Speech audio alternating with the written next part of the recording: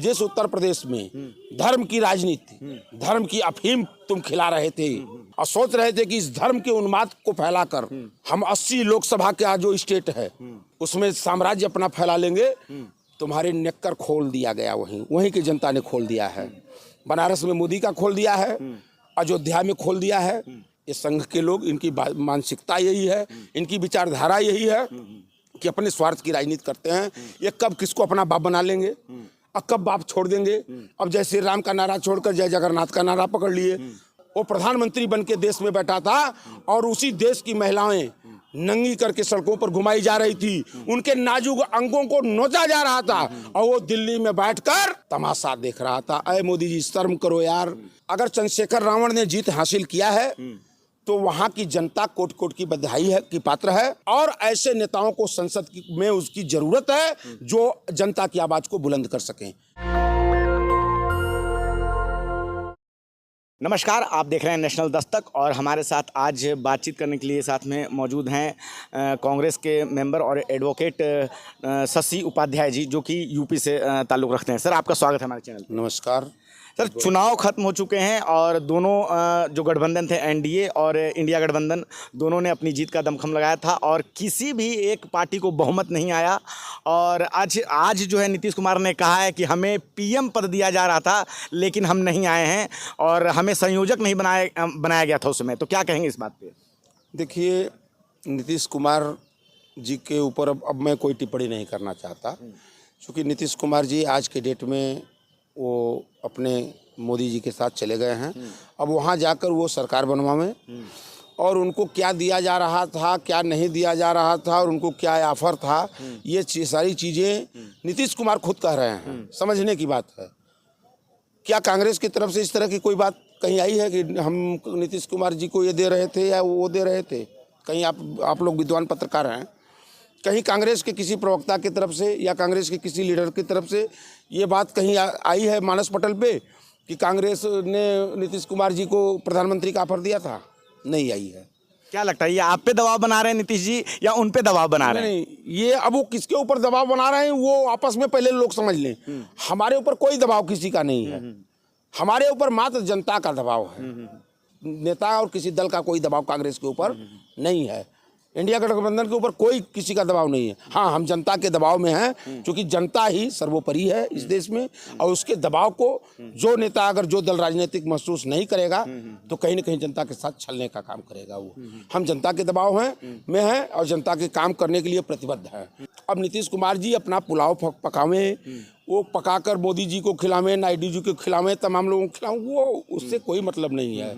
Main stream media में चल रहा है कि आप लोगों के पास 100 सीटें हैं, लेकिन जिस तरह से आप लोग मतलब प्रदर्शन कर रहे हैं या अपने आप को लगातार राहुल गांधी जो मीटिंग कर रहे हैं कि जैसे बहुमत के नेता हैं उन्हें बहुमत मिल गया है, जबकि सबसे बड़ी पार्टी अभी भी जो है वो भाजपा है, उनके पास 240 सीटें हैं। तो क्या कारण है आपकी खुशी का इतना? देखिए, एक चीज़ बता दें, मेन स्ट्रीम मीडिया जिसको आप कह रहे हैं उसको आपने नाम दिया है और हमारे तरफ से वो गोदी मीडिया है।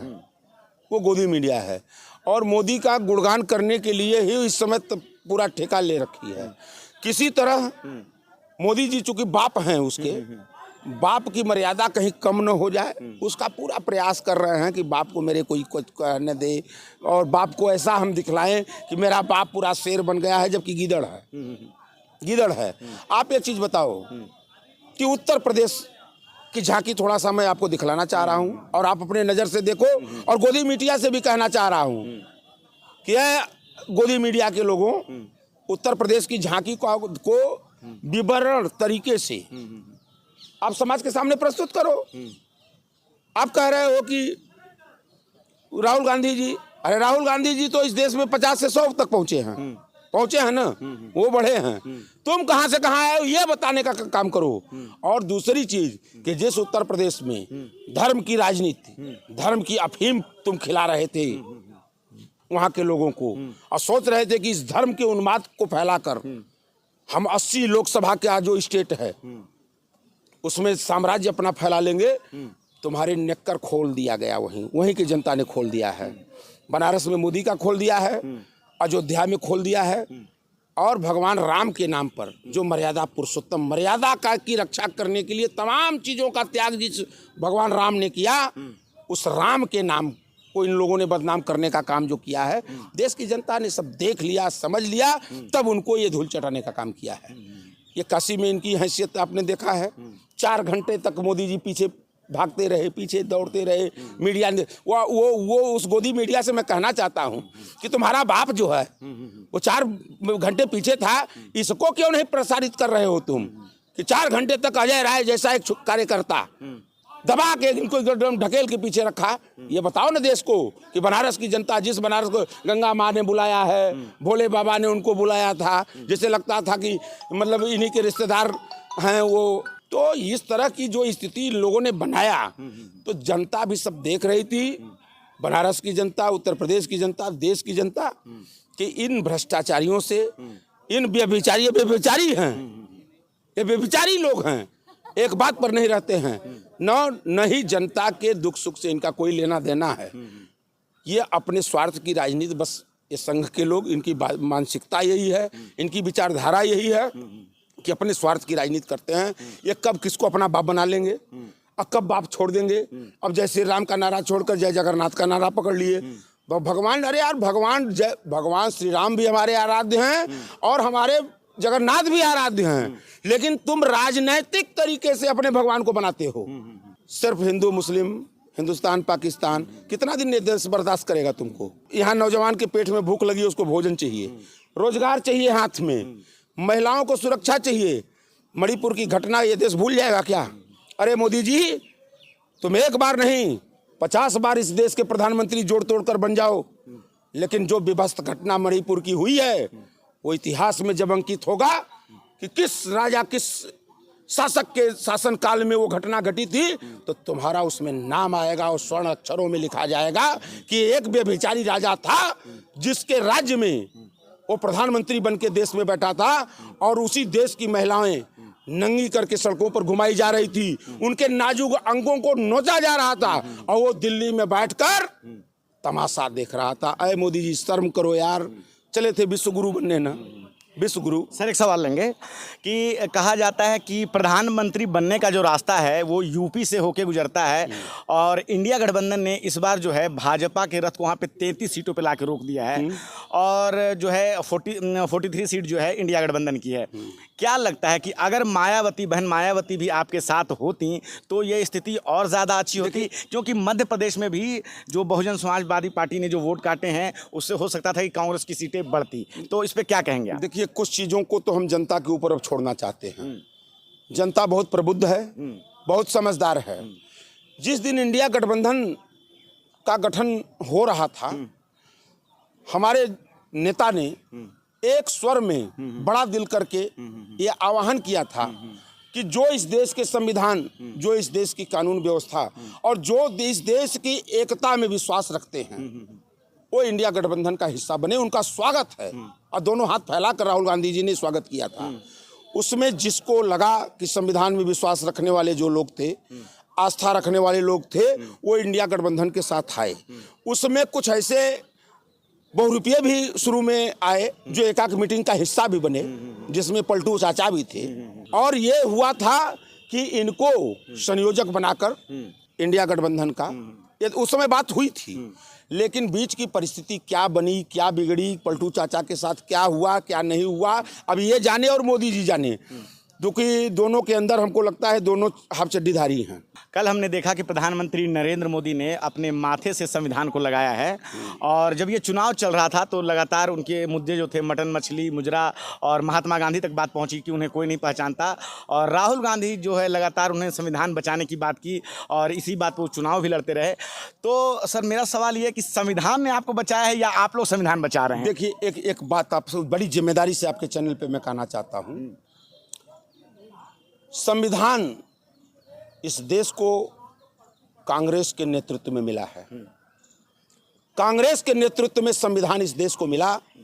बाबा साहब भीमराव अंबेडकर और तमाम हमारे वो महापुरुष, गांधी जी के नेतृत्व में पंडित जवाहरलाल नेहरू के, मौलाना अब्दुल कलाम आजाद, तमाम महापुरुषों की एक संयुक्त टीम ने संविधान का निर्माण कराया और जिसको बाबा साहब भीमराव अंबेडकर ने स्वयं उसकी रचना किया। ये संविधान कांग्रेस की देन है, कांग्रेस ने इस देश को दिया है। तो संविधान के मर्म को अगर कोई समझ सकता है तो जिसने उसका गठन किया है वही समझ सकता है। दूसरी चीज कि संविधान की कीमत वो लोग क्या जाने जिन्होंने अपने मुख्यालय पर कभी तिरंगा नहीं फहराया हो। वो संविधान की बात करते हैं, शर्म आती है, शर्म आती है अगर वो लोग संविधान के, और उनसे उम्मीद आप करते हो कि वो संविधान बचाने का काम करेंगे। अगर संविधान बचाने की बात करती है तो मणिपुर की घटना का जो मैंने जिक्र किया अभी ना, आपने संविधान को तार तार किया।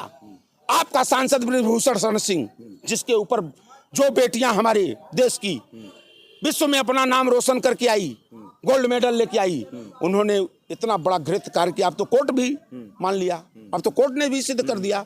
लेकिन आप उसको बचाने के लिए, एक ब्रजभूषण शरण सिंह को बचाने के लिए संविधान को तार तार किया है। तो संविधान को बीजेपी के लोग कभी नहीं मानते हैं, ये जान लीजिए।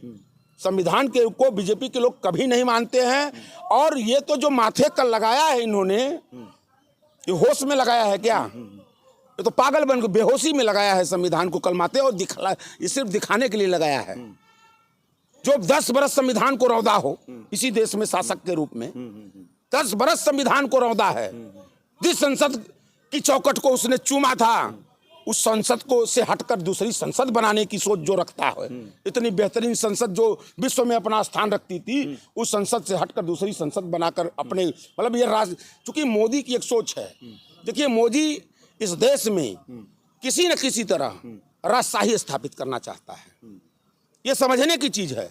मोदी राजशाही स्थापित करना चाहते हैं, और उस राजशाही को तब स्थापित वो कर सकते हैं जब तक वो संविधान को कमजोर नहीं करेंगे। वो लगातार संविधान को कुठाराघात ये लोग पहुंचा रहे हैं, उसको कमजोर कर रहे हैं।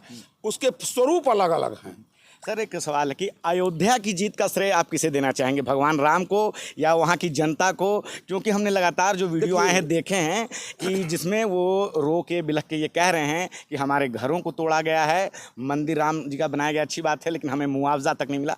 आप श्रेय किसको देना चाहेंगे? देखिए, लोकतंत्र में सारा श्रेय जनता को है। राम हमारे आराध्य हैं, हमारे आस्था के प्रतीक के केंद्र हैं। लेकिन जीत हार पर राम को हम तौलेंगे, राम उससे बहुत ऊपर की चीज है। राम, रहीम, अल्लाह, कृष्ण, ये बहुत ऊपर की चीजें हैं। और उसको हम 5 साल की सत्ता के लिए जीत हार में तौल दें तो हमसे निकृष्ट कोई व्यक्ति नहीं हो सकता। अयोध्या में जो भाजपा ने कुकर्म किए, वहां की जनता के साथ जो अन्याय किए, उस अन्याय को जनता ने स्वयं देखा और सहा है।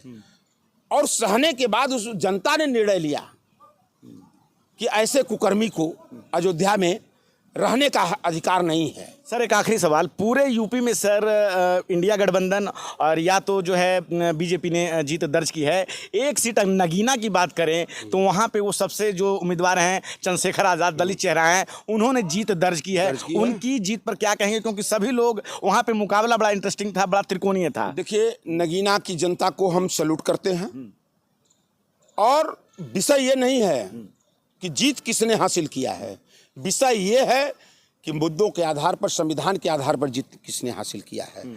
वहां पर अगर चंद्रशेखर रावण ने जीत हासिल किया है तो वहां की जनता कोट कोट की बधाई है की पात्र है। चूंकि चंद्रशेखर संवैधानिक प्रक्रिया की बात, चूंकि चंद्रशेखर एक अधिवक्ता है, वकील है, वो संविधान के विरुद्ध कोई बात नहीं, मैं भी उनको सुनता रहता हूँ, विरुद्ध नहीं बात करता है। वो संविधान और हक और अशुक की बात करता है, संविधान में जो हक दिए गए हैं उसकी बात करता है। और ऐसे युवा नेताओं को जनता को समर्थन देना चाहिए, और ऐसे नेताओं को संसद में उसकी जरूरत है जो जनता की आवाज को बुलंद कर सकें। अब तो लड़ाई और दिलचस्प होगी, सदन की लड़ाई इतनी दिलचस्प होने जा रही है कि अब तो मोदी जी को एक एक मुद्दों पर, अरे जवाब तो उनके पास है नहीं, टेलीप्रॉम्प्टर से बोलने वाला जो व्यक्ति हो, जो टेलीप्रॉम्प्टर से बोलने वाला, जिसको जामिया और मिलिया नहीं बोलने आता है, वो क्या बात करेगा? वो तो अब तो राहुल गांधी से भिड़ा होगी न सदन में। जो बातें हुई हैं, जिन मुद्दों के आधार पर उन्होंने वो किया, तो होगी, जनता की बात होगी। अब उनको पानी पिला, वो पिएंगे। अभी 10 बरस पानी पिलाया है अकेले राहुल गांधी ने। अब तो 240 लोगों को लेकर सदन में इनको पानी ही नहीं पिलाएंगे, ऊपर से पानी पिलाएंगे, नीचे से इनको निकालना भी पड़ेगा वहीं सदन। चलिए, आपने हमसे बात की, बहुत बहुत धन्यवाद। तो आपने सुना शशि उपाध्याय जी को, तो जिन्होंने हर मुद्दे पे अपनी राय रखी कि अयोध्या से लेके यूपी तक सारी बातें उन्होंने की। क्या है आपकी राय? आप अपनी राय हमें ज़रूर बताएं। मैं रंजय कुमार, कैमरामैन श्रवण के साथ रंजय कुमार, धन्यवाद। नेशनल दस्तक की आपसे गुजारिश है कि अगर इसको बचाना चाहते हैं तो नेशनल दस्तक को सब्सक्राइब करने के लिए रेड कलर के सब्सक्राइब बटन को दबाएं, फिर बेल आइकन की घंटी दबाएं। नेशनल दस्तक को बचाने के लिए बहुत जरूरी है कि हर खबर को शेयर करें, लाइक करें, कमेंट जरूर करें।